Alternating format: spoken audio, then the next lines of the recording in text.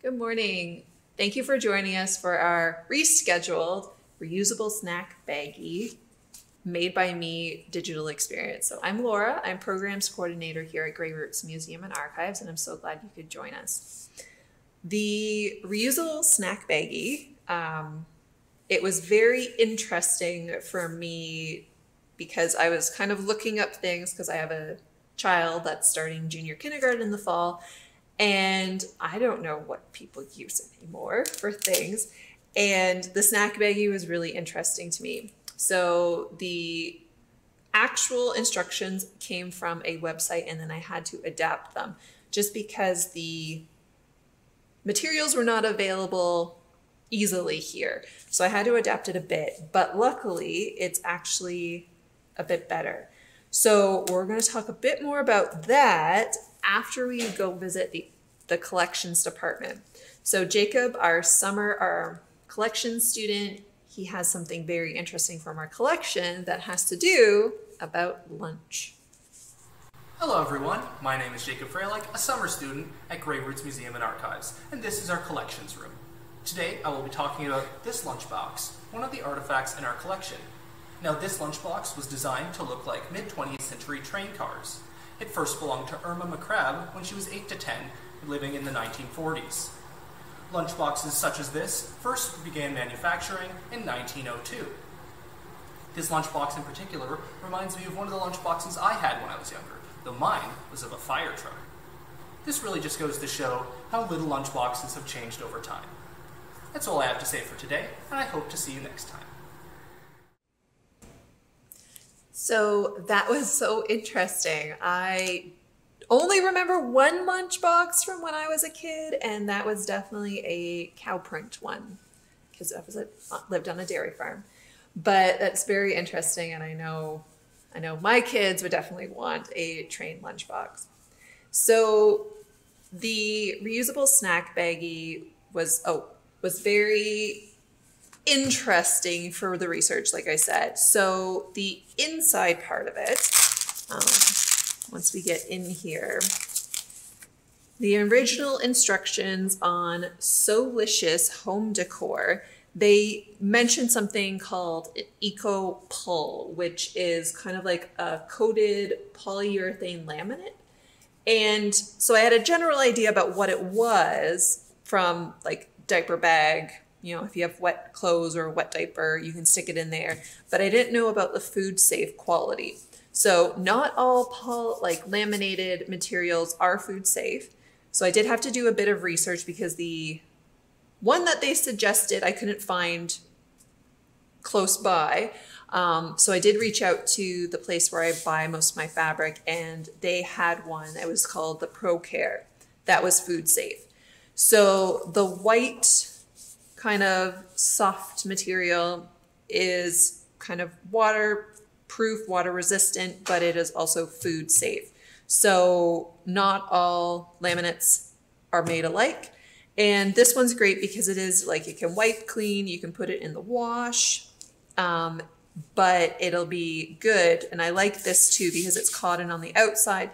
There won't be, or there shouldn't be, mold issues right away. Just because it is going to dry, you're going to be able to get in there really easily to get it clean if you're just going to wipe it out or wash it in soapy water in the sink. You can just turn it out quickly and get it nice and clean and see that it's clean. It's another thing I like about the white. So to get started, you are going to have two pieces of rectangular material in your kits. The Pro Care is a bit smaller than your cotton, and that is because you want it to be bigger. There's going to be a flap because in doing my tests, I found out that Pro Care is very hard to sew, especially with the machine. So this was my very first one, and I don't know if you can see all of the pulls.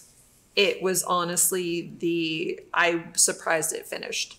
So when I started working on my other prototypes, so like I said, I was testing this out anyways for my son. So these are going to be his.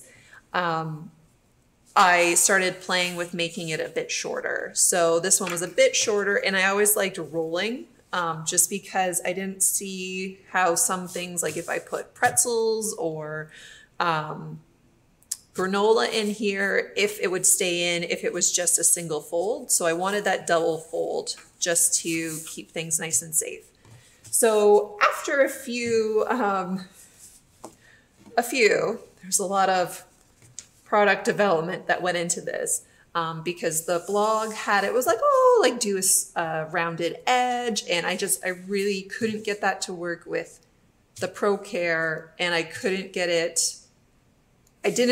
I liked the look of the scalloped edge or the rounded edge, but I just wanted to do more of a seal, so worth that roll. So you have 2 different size pieces of material, and all you're going to do for the very first one is line up 2 of the short edges. You want right sides together, so you want the smooth side of the Pro Care and then whatever print you have together. So, and again, I don't use the needles, especially with this material, just because I don't want to poke holes in it more than I have to when I stitch. So I'm just using those fabric clips, and then I'm going to just sew straight. I'm just going to use a 1/4 inch seam allowance, and then you don't have to, I do it mainly just because of habit, but you can do a back stitch at the start and at the end, or not if you want to, because you'll be sewing over this.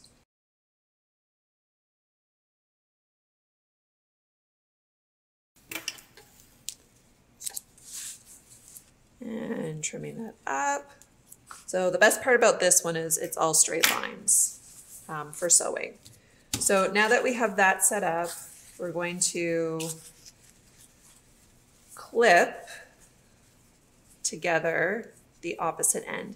Now, if you don't have fabric or whatever these clips are called, you could use paper clips, or you can just use regular straight pins. It's totally up to you. You can just keep to the seam allowance, like where you're going to be sewing on the opposite side of food than the sewing line. And so I'm just going to clip this all together, because now we're going to do the sides. So this is a really super easy like craft sewing experience, but there's a lot of different ways that we'll be able to personalize it as we keep going. So I'm just going to clip these. And then something also to consider is I'm going to need to flip this so the right sides are out when I'm done doing this part. So I want to make sure that I am not doing that at the end that's got the carryover from the ice cream material. So I'm going to aim for an area over here. And what I'm actually going to do to make it a bit easier, so I don't forget it's happened, I'm just going to put a whole bunch of extra clips, so then it'll remind me, yeah, don't sew there. So I am going to start at this end, and at this point, you might be like, oh, the Pro Care is super easy to sew on. And this side, the textured side, is super easy to sew on. If it wasn't, we definitely would not be doing this craft. But it's when we flip it over to the extra slippery side, the right side of it, that it gets extra slippery. So I don't want you thinking that, oh, Laura, she is not too well. But this side is super easy. So I'm just gonna do the same thing. So I'm gonna go and just sew 1/4 inch inseam and leaving that opening so that I can flip it inside out.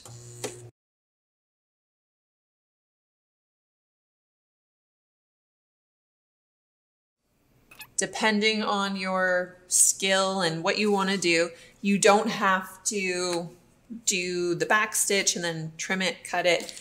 All you can do, you can flip up your foot and then just rotate, and then you can just come on down. I just do that because then it saves me the bit of extra thread, but then it also just makes it go a bit more continuous. So if you are doing a whole bunch of these, it's pretty easy just to get it all done if you just keep going.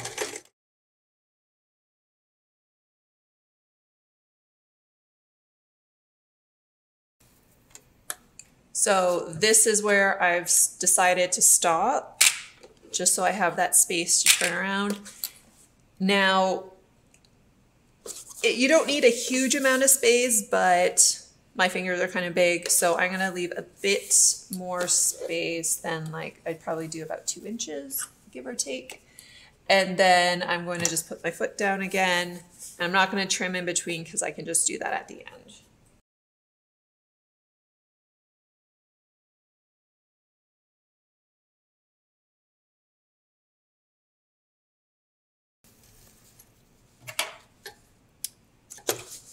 So now that that's done, I'll just go back and trim my little ends. I'm really good at making a mess with my threads. Normally I just like to make a pile so I can deal with them at the end. Okay, so now that I'm pretty happy with this, something that you can do if you would like for your corners is to just take your sewing scissors and just cut the corners just to make it less bulky for when you turn it over. And you can do that with all of them. Just, it can make things a bit neater. You don't have to if you don't want to though. So I'm just gonna stick those up there. And now to turn it inside out.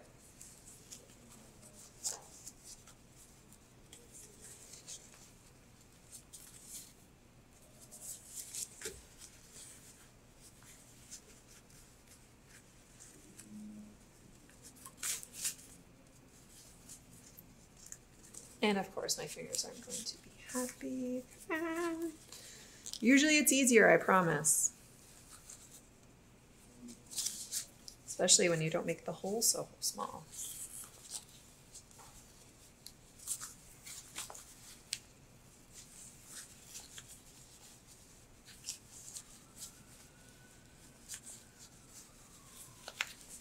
So, because I apparently even thought my fingers were smaller, I'm just going to quickly open this up a bit more. So definitely stick to 2 inches minimum. Otherwise, you'll need to get your seam rippers out. Or unless your fingers are very small. Mine are just big-ish. It's still not happy with me.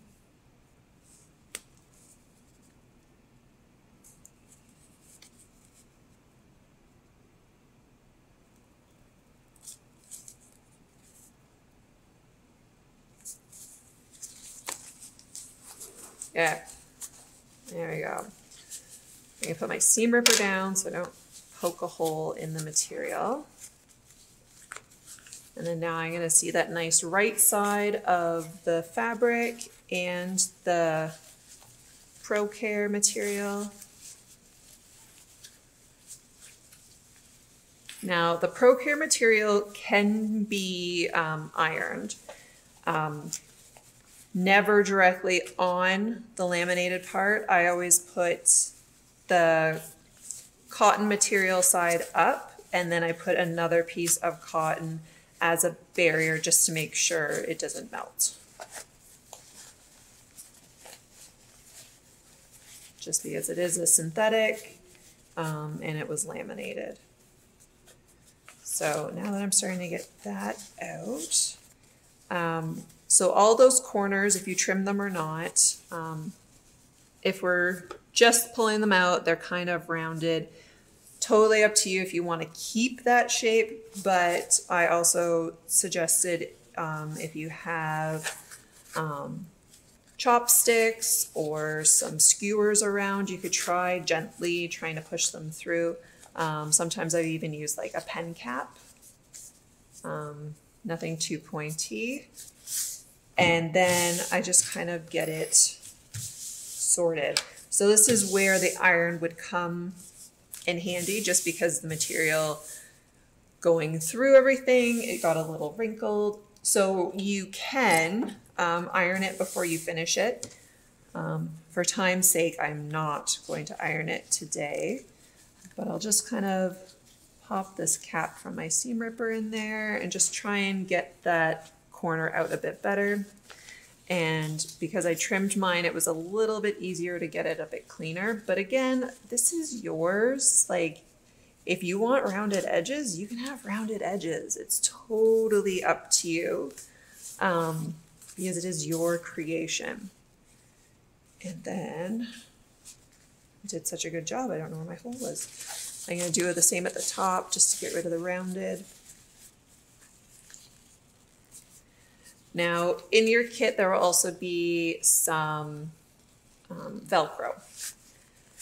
So before we move on to the next step, if you want to do something, I have not done it. I'm going to try it for the first time today because I like to take risks while we're recording. I am going to show you the one that I finished. So this one up here, the top layer, I was able to machine stitch it, which was great. It's just when I added this after I did the side sewing, I couldn't stitch with the sewing machine the other piece of Velcro. So what I want to do, and this is something that you can try too, is instead of doing hand stitching, which again, I used brightly colored thread just so you could see how it could look. I would have used white if this was for mine to hide the stitching, but I want to try and stitch it before I sew up the sides so that I can machine stitch both of these. So for this one, I'm going to look at the ice cream side, and I know I'm not I'm kind of like a free sewer. I kind of do my own thing. I like to eyeball things, but because I'm trying to set a good example, I'm going to show you with a ruler that I know I had here. And it's missing. This is what happens. Rulers run away from me. So I'm going to use this. So this, between the lip and the Velcro, there's just one of these. So what I will do is I'm going to set this here, and then I will get a whole collection of Velcro, and then I'm going to pick which one I want, if I want the super picky one or if I want the softer one. I'm going to go with the softer one for this one. And then that shows me where kind of it's going to go. So I'm going to give it a go. And again, like if I ironed this, it'd be a little bit flatter. So up to you. And then for this, you could use the paper clips again. I am going to try a little sneaky trick. So I'm going to use a little bit of the Velcro there, and then I'll be able to clip that at least. So as I get closer, I'll take off that part, but at least it will be secured for what I need. So for doing this one, I'll get this set up and then I will show you what I did before. Too many snack bags. So when I did this example, I did the edge and then I went back and I did some crisscross just for extra securing. So my future junior kindergartner is fairly strong. So I wanted to make sure that it was going to stand up to the pulling and the closing and the cleaning and everything. So that's why I wanted to try to do this one with the machine. So I'm going to just, as it looks a little secure, I'm going to set that up And then, so I'm going to try to stitch closest to the edge as possible. And this time I am using white thread, but we'll see how that goes.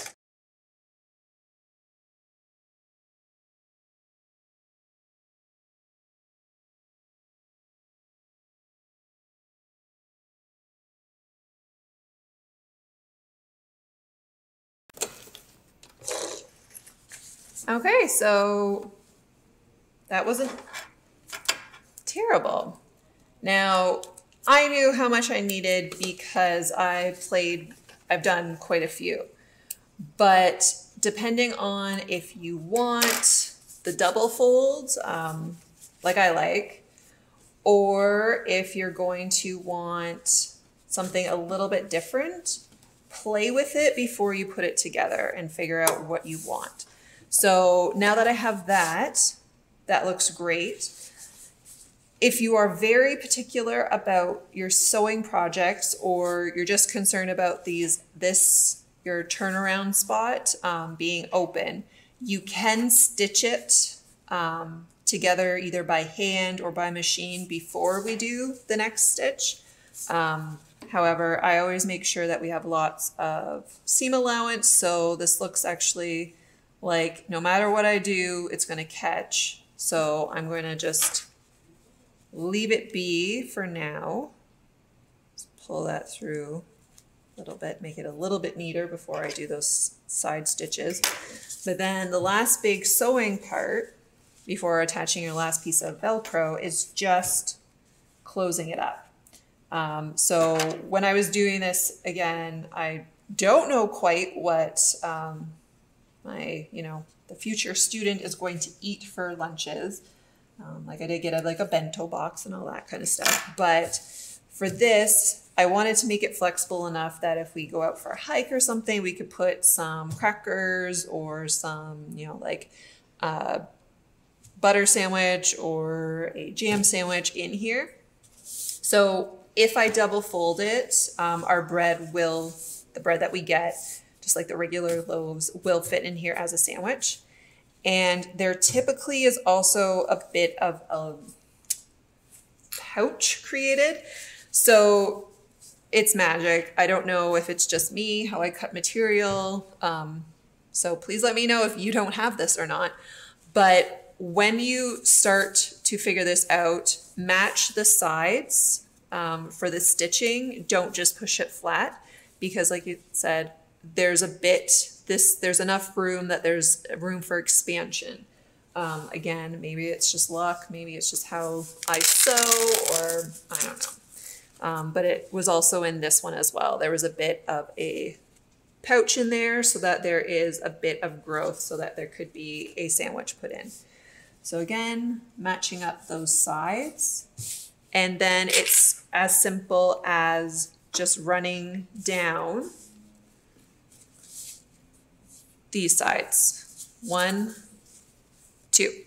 If you wanted to add it a bit more and get fancy, you could do one across. You could do like a cool blanket stitch if you wanted these more pinched together, or just do like a whip stitch. You could use embroidery thread or regular thread. Kind of up to you. I might actually play around with a blanket stitch when I finish up the ice cream cone one here. But again, it's totally up to you what you have lying around the house. It's yours. You could even stitch in your initials so that, sometimes those like labels can fall off, but if you stitch it in, then it's definitely yours. It's, sky's the limit, whatever you want to do to make this your reusable snack baggie. And I do hope that everyone can kind of get this done and enjoy it before school starts, just because I'm very curious how it works out for everybody. I obviously have a lot that are in various stages of finishing that I need to do when I'm not working.